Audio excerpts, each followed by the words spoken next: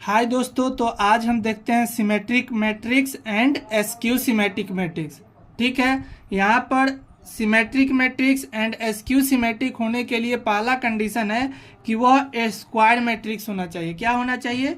Square matrix. अगर वो square matrix है तो उसका सिमेट्रिक एंड एस्क्यू सिमेट्रिक निकाल सकते हैं। ठीक है, तो इसके बाद मैं ये देखता हूँ कि इस सिमेट्रिक मैट्रिक्स क्या होता है और एस्क्यू सिमेट्रिक मैट्रिक्स क्या होता है। तो अब हम देखते हैं सिमेट्रिक मैट्रिक्स क्या होता है। ठीक है, सिमेट्रिक मैट्रिक्स।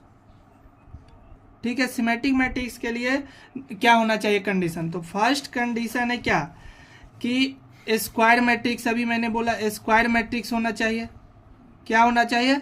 स्क्वायर मैट्रिक्स होना चाहिए, पहला ये कंडीशन है।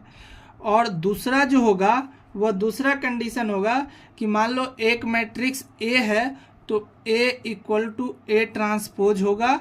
देखो, ए ट्रांसपोज को ऐसे भी लिख सकते हैं, ए डैश। ठीक है, ऐसे भी लिखते हैं। समझ में आ गया? तो यहाँ पर ले लेते हैं let A be a square matrix.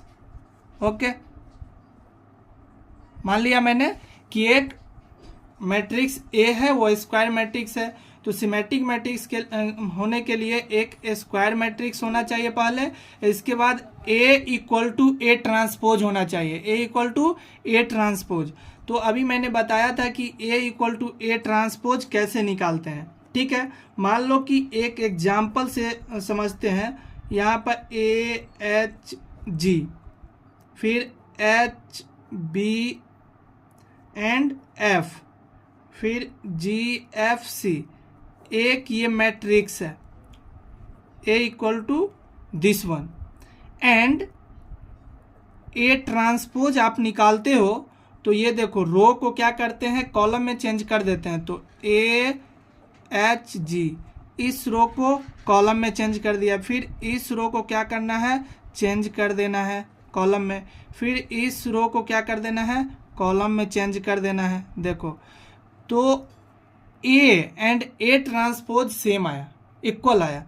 तो we can say A equal to A transpose, then this matrix is a symmetric matrix. This matrix is a symmetric. तो मैं बोल सकता हूं कि ये दोनों मैट्रिक्स क्या है, सिमेट्रिक मैट्रिक्स है। Okay, therefore A is a symmetric matrix. Symmetric matrix. Okay, and अब हम क्या देखेंगे, एस्क्यू सिमेट्रिक मैट्रिक्स। क्या देखेंगे? Askew symmetric matrix. तो एस्क्यू सिमेट्रिक मैट्रिक्स का मैंने क्या रूल बताया कि ये तो पहला स्क्वायर मैट्रिक्स होना चाहिए। क्या होना चाहिए? स्क्वायर मैट्रिक्स होना चाहिए। समझ में आ गया? और दूसरा जो कंडीशन है, A equal to minus A transpose. A equal to, जब ए ट्रांसपोज आप निकालते हो तो माइनस ए के बराबर आना चाहिए। ठीक है, क्या होना चाहिए, इसके बराबर। और यहाँ पे इसको ऐसे भी लिख सकते हो, A transpose equal to A transpose equal to ए।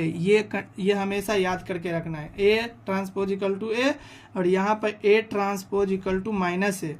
ठीक है, ये मान लो कि इसमें एक एग्जाम्पल ले लेते हैं।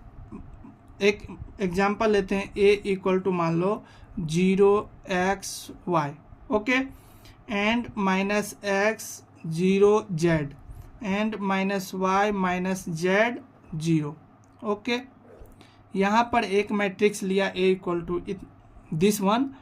अब हम इसका ए ट्रांसपोज निकालते हैं। ठीक है, ए ट्रांसपोज निकालते, देखो ए ट्रांसपोज और ए डैश एक ही होता है, ए बार।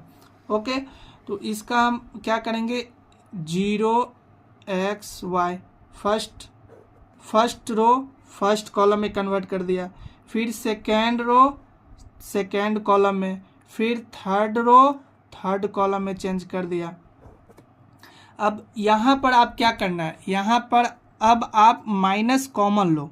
ओके, तो माइनस कॉमन लोगे तो इसका मतलब है कि सब में माइनस से मल्टीप्लाई हो जाएगा, ये रूल मैंने बताया। तो 0x(y) जहाँ प्लस होगा माइनस कर दो, माइनस होगा प्लस कर दो, 0, ठीक है।